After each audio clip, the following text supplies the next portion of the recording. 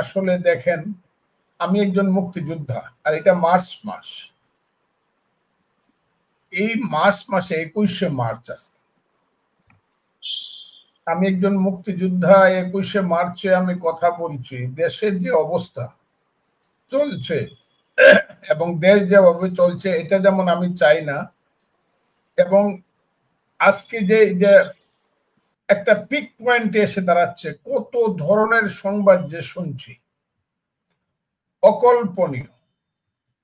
কারণ এই দেশের যে সংবাদ মাধ্যমগুলো, প্রিন্টিং এবং নিউজ মিডিয়া এবং ইলেকট্রনিক্স মিডিয়া, তাদের প্রতিও মানুষের বিশ্বাস হারিয়ে গেছে।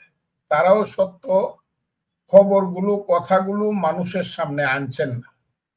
না আনার কারণে মানুষ আজকে এমন একটা পর্যায়ে পৌঁছেছে যে ইউটিউবে প্লাস মাইনাস সত্য মিথ্যা যত কথা আসছে, সেই কথাগুলো গুজব হিসাবে মানুষের মনে এবং কানে যাচ্ছে।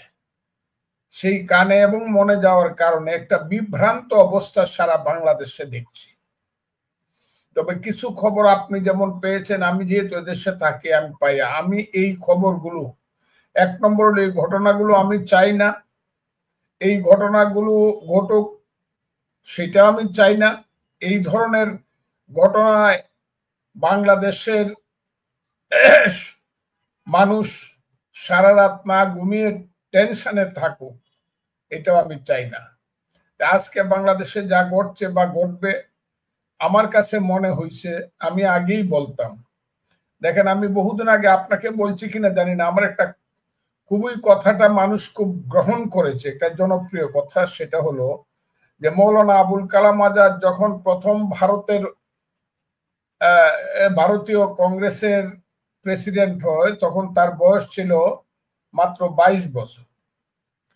ঠিক তার 23 বছর পরে আবার উনি ভারতীয় কংগ্রেসের প্রেসিডেন্ট হয়েছিল।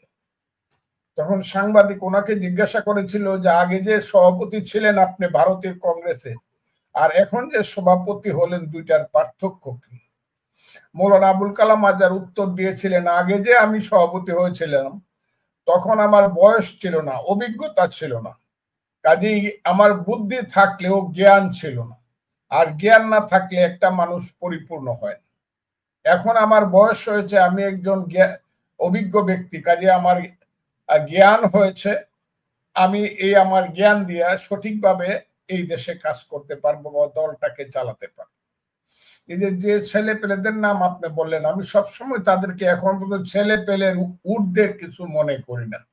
এরা আমাদেরই সন্তান, কিন্তু আমাদের সন্তানেরা যেভাবে উচ্চাকাঙ্ক্ষী, আমি বলবো যেভাবে উচ্চাকাঙ্ক্ষী হয়ে উঠেছে, এবং যেভাবে এই দেশটাকে একটা, কি বলবো আপনাকে, অস্থির পর্যায়ে প্রতিদিন নিয়ে যাচ্ছে।